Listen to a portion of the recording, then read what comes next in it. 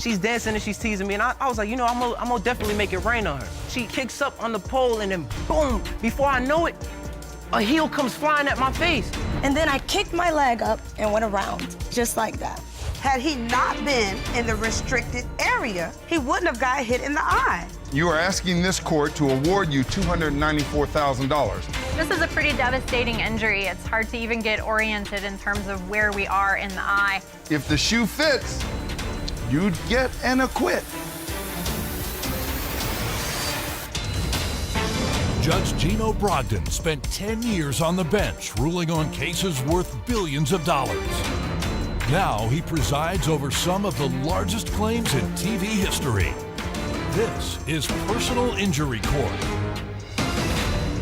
Good day, everyone. This is the matter of Moody versus Davis and Sugar Mamas. Mr. Moody, it's my understanding from the documents that you've submitted to this court that you sustained a serious eye injury when you were at Sugar Mamas, which is owned by Miss Davis, and you are asking this court to award you $29,000 for past medicals, $15,000 for future medicals, $50,000 for lost wages, and $200,000 for pain and suffering, for a total award of $294,000. Is that correct? Yes, Your Honor. And This case starts with a bang, literally.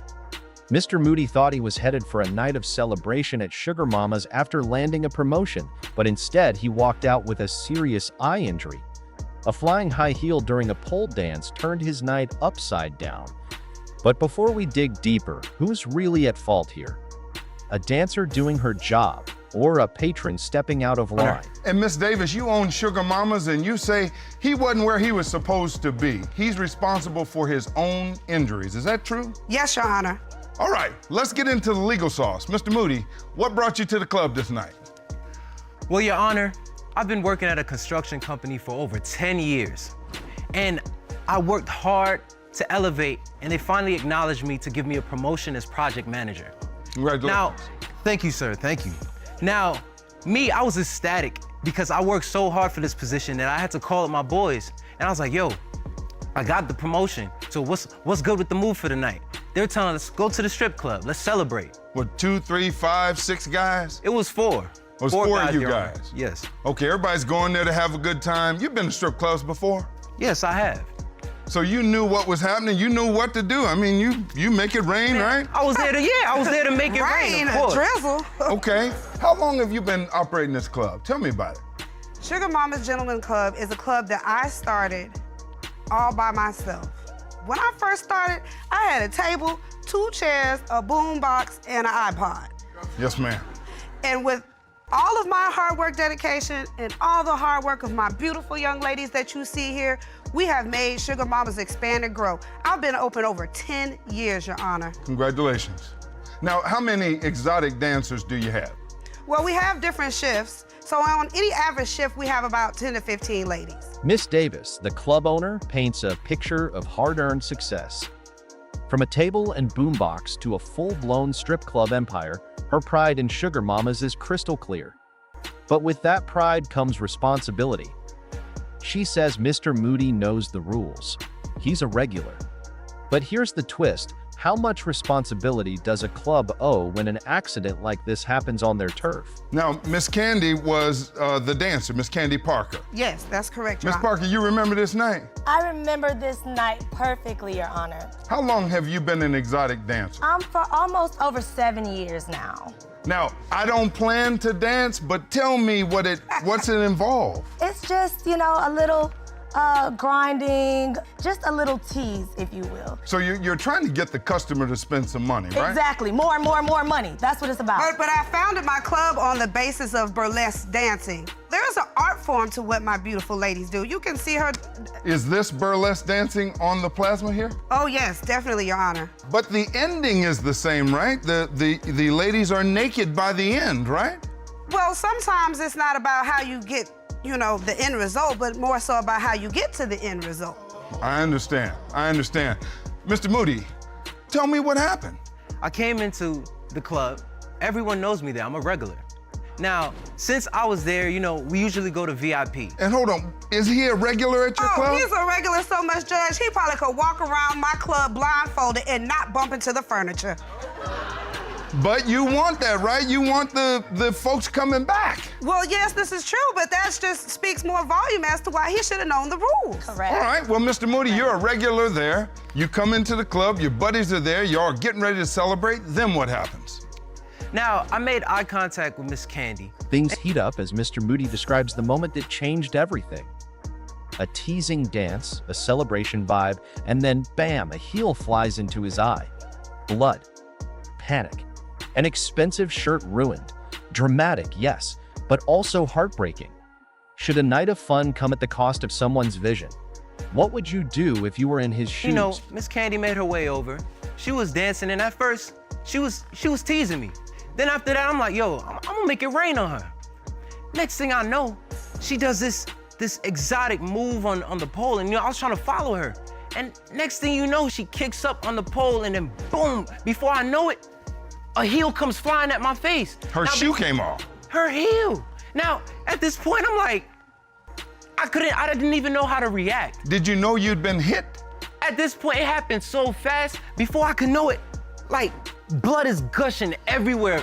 Blood is gushing on my hands, on the shirt that I wore, and that was an expensive shirt that I wore, and it got stained. Now, that's not supposed to happen, is it, Miss Davis? No, and it's never happened in all the years that Sugar Mama's has been open. It's never happened in all the years that you've danced, has it, Candy? No, it hasn't. So when this happened, Miss Davis, what did you do?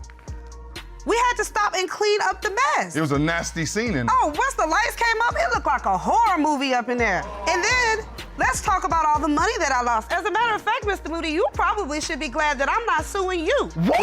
Oh, yeah, for all the money that I lost that So, night. Miss Davis. All the money? Miss All Davis. the money, yes. You went right to the money. I mean, you I do. mean, that's what we're here for, right? The money, because this is my club. This Well, is my but livelihood. This is my eye. But this is my job. Miss Davis, what brought us here, though, is a patron was injured badly at your club. I mean, that's... Miss Davis isn't just defending her business, she's flipping the script. She claims she should be suing him for the money lost that night. Wait, what? You've got a man bleeding out and your first thought is lost revenue? Talk about a courtroom curveball. Is that just cold business or heartless? I mean, that's before the money, right? Doesn't that affect you somehow? I mean, yes, it does, Your Honor. However, he was doing something he didn't have any business doing. So why am I supposed to be liable? I could lose my club. I can lose my eye. Coming up, When I was dancing, half of his body was on the stage. When you at a strip club and the dancers are dancing on you, of course there's gonna be some form of body contact. So nobody has any business being over in this area. And then I kicked my leg up and went around. And so that's when your shoe came off. She was wearing a shoe that wasn't her size. It's very difficult to do those tricks around that pole with shoes that don't fit correctly. If the shoe didn't fit, she would have had to quit. Will he ever get his vision back? With an injury like this one, I would say he would be very lucky to return to functional vision. Miss Candy, the dancer, finally takes the stand. She admits the shoe flew off during a pole trick, but says Mr. Moody was too close to the stage, half his body on it. Restricted area or not, we now see just how blurred the boundaries can get in these environments. Are dancers supposed to risk injury to others when performing? Miss Candy made her way over. She was dancing, and at first, she was teasing me. And next thing you know, she kicks up on the pole, and then boom, before I know it, a heel comes flying at my face. Her shoe came off. Her heel. As a matter of fact, Mr. Moody, you probably should be glad that I'm not suing you. What? Oh, yeah, for all the money that I lost that night? Miss Candy, do you remember this? When I was dancing, Mr. Moody was half of his body was on the stage, like he was trying to put his paws, all on the stage. Now, are you supposed to touch the dancers? When you at a strip club and the dancers are dancing on you, of course there's gonna be, in a sense, some form of body contact. Yeah, but they got rules, right? Did y'all have rules? Oh, there's rules, there's Signs that say no touching the dancers. You know what? I don't care where you from north, south, east to west. Everybody knows you don't touch the dancers. And Mr. Moody definitely know the rules as many times as you've been in there. That's when right. you had to. Well, You I understand the manager, rules. I know you can read. Miss Davis, I know this is important to you because your club is at stake. Yes, I'm But you sorry. gotta talk to me, I'm okay? sorry. So, Miss Candy, how did this actually happen? Judge, would you like me to show you? Yes, ma'am, please. Okay, let me show you. So I was going around the pole, and then I kicked my leg up and went around, just like that. And so that's when your shoe came off? Yes, that's when my shoe came off. Okay. But I didn't mean for it to happen, Your Honor. You weren't intending to put his eye out? Absolutely not, but he was leaning over. Had he not been doing that, it would have never happened, Your Honor. Now, Miss Davis, you said something about him being in the wrong place. What do you mean by that? I didn't know there was a wrong place in an adult entertainment club. Yes, Your Honor, there is. There is a restricted area. Explain the restricted area for me. I have a Now comes the courtroom demo. Candy shows how she kicked her leg up before the heel went rogue. But here's where it gets wild. She was wearing the wrong size shoe. A size 9 diagram. when she normally wears submit a it 6. to the court? Can Yes, I ma'am, show I you? saw that diagram. We're Can going you to put it believe up on the something so plasma here. preventable caused You this can much damage? use it to explain Be honest, your club should the to club me. have stricter gear checks? This is the stage here where Miss Candy and some more of the ladies were dancing at. Now, they were on the back pole, and Miss Candy was right here on this front pole. And as you see, all this area here is the restricted area that I was referring to. So nobody has any business being over in this area. So Mr. Moody's in the restricted area? Not only is he in the restricted area, but he's actually leaned over the stage too. Do you remember that? This is the thing. I All wasn't right. the only one that was there. You're There the was only one I plenty- remember being there. Well, you're lying. No. Because Whoa. why would I just sit and place myself in just a restricted area if there wasn't other people there? Next, The VIP booths are on the side, so he was being slick. When the bouncer would come tap him, he would walk back over to the VIP booth, and then he would sneak back to the restricted area. The court consulted Dr. Lauren Yancey. She's an ophthalmologist. Have you ever testified in front of a stripper pole before? This is definitely a first for me. I'm not responsible, Your Honor. She was wearing a shoe that wasn't her size. Miss Candy, what size shoe do you wear? A 6. This shoe says it's a 9. The restricted area controversy intensifies. Mr. Moody admits to being in the off-limits zone, but says he wasn't alone. And apparently, he kept sneaking back after bouncers warned him. So now it's less about being a victim and more about ignoring boundaries. Do you think his carelessness played a major role here? And then I kicked my leg up and went around, just like that. You weren't intending to put his eye out. So nobody has any business being over in this area. I wasn't the only one that was there. You're There the was only one I plenty- remember being there. Well, you're lying. So, Miss Davis, can people just sit in the restricted area, the customers? No, there are signs that clearly say restricted area, keep out. Did you see any of those signs? With the ambiance and the light settings of the room, I Oh, don't remember no. seeing that. Well, you knew you were in a restricted area, true? Yes, Your Honor, but there was other people that were in that same restricted so area why as do well. you feel like the rules don't apply to you? I get that. I get to ask the question. I'm a I'm regular. sorry. I I'm get to sorry, ask the Your Honor. question. I'm sorry, Your Honor. But why do you think the rules don't apply to you? Listen, Your Honor, I'm a regular. And it's so ironic because they weren't complaining when I was throwing 20s and 50s in the G-strings. Y'all had to know he was in the restricted They area. knew I was right? there. As you can see, the VIP booths are on the side, so he was being slick. When the bouncer would come tap him, he would walk back over to the VIP booth, and then everybody would go on about their business, and then he would sneak back to the restricted So area. you kept coming back, Mr. Moody. I was not the only customer there, Your Honor. But yes, I did. Mr. Moody, you were leaning over the dance floor. You're in the restricted area, and now you come and ask this court to give you your medical expenses of $29,000? What's life been like since you suffered this eye injury? It's been horrible, Your Honor. I can't do anything that I love doing. I can't play hoops with my bros anymore. People, every time when I walk in public, they looking at me crazy. How are you able to do your job? I see that you've submitted $50,000 in lost wages. The whole promotion that I got, they had to put me on leave because they felt like I was not up to par for the job. Well, to understand the nature of your injuries from a medical perspective, the court consulted Dr. Lauren Yancey. She's an ophthalmologist. Sheriff Matt, would you get Dr. Yancey? Yes, Your Honor. Your Honor, I just want to say that it's not my fault. I do feel bad that he was injured, but it is not my fault. He needs to understand that there are consequences to his actions. Ms. Davis, I get to decide whether it's your fault. I've got to ask you, have you ever testified in front of a stripper pole before? Then comes the medical bombshell, a devastating corneal injury. The ophthalmologist paints a grim picture: laceration, orbital floor damage, and possibly permanent vision loss. Suddenly, this isn't just about club rules or flying shoes. It's about a man whose life may never be the same. Should that overshadow any mistakes he made? This is definitely a first for me. Please explain the nature of Mr. Moody's eye injury. So this is just an external photograph of what we'll see to be more extensive injuries underneath the eyelid. This is a pretty devastating injury. It's hard to even get oriented in terms of where we are in the eye.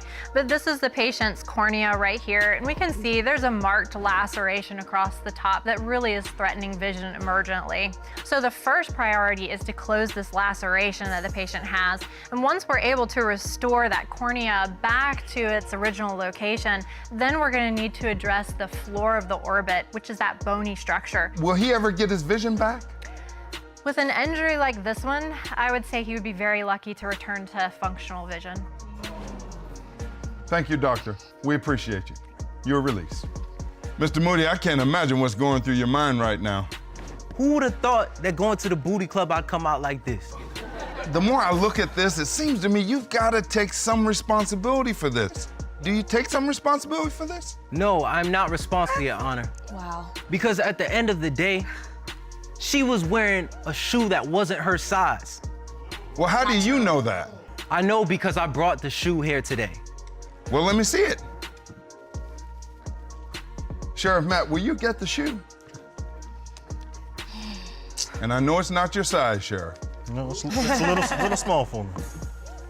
This is the shoe that went in your eye. Yes, Your Honor. The shoe was too big for her foot. How else could the shoe come off? These aren't supposed to come off, are they, Miss Davis? No, Your Honor, they're not.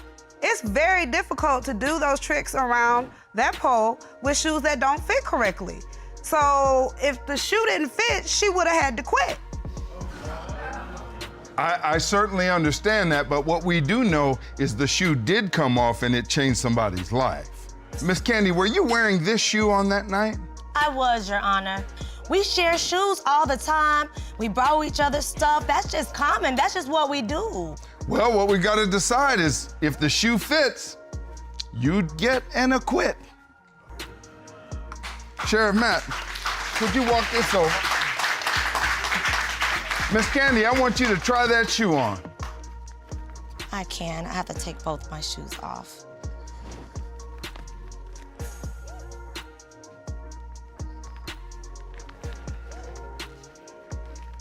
Miss Candy, what size shoe do you wear?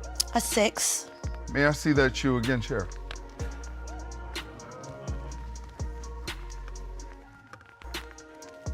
This shoe says it's a 9.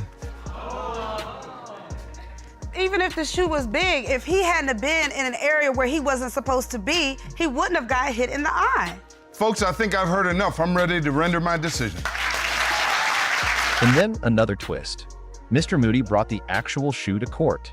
It's confirmed the size didn't fit. The judge even gets Miss Candy to try it on. Cinderella, this ain't. This moment becomes symbolic. If the shoe doesn't fit, you must acquit or not.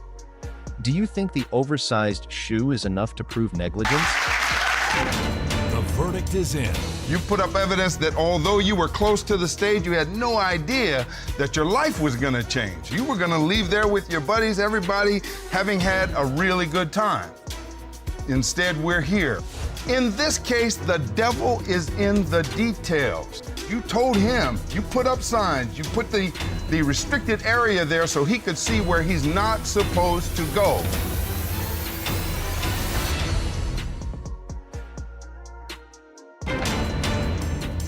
Because at the end of the day, she was wearing a shoe that wasn't her size.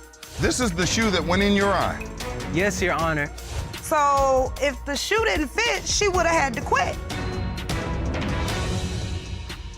In every personal injury case, the plaintiff, you, Mr. Moody, have to prove three things. You've got to prove that Miss Davis and Sugar Mamas was wrong, that their wrong caused your eye injury.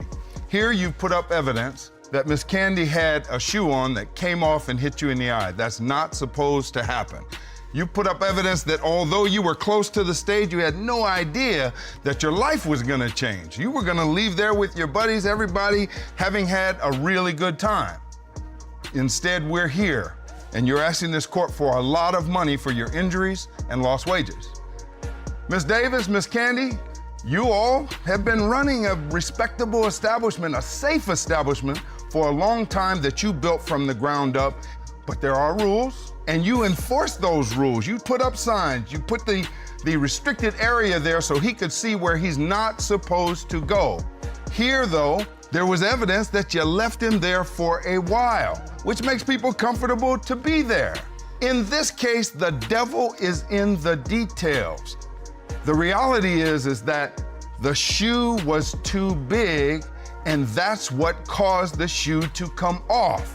And that is why I find in favor of the plaintiff and against the defendant. I'm going to award you $29,000 for your past medical bills, $15,000 for your future medical bills, $50,000 for your lost wages, and $200,000 for your pain and suffering, for a total award of $294,000. That is In the end, Judge Brogdon rules in favor of Mr. Moody. Despite being in the restricted area, the court finds the improperly fitting shoe to be the primary cause of the injury. Final judgment: $294,000 awarded for medical bills, lost wages, and pain and suffering. A massive win for the plaintiff and a warning for all business owners. Small details can lead to big consequences.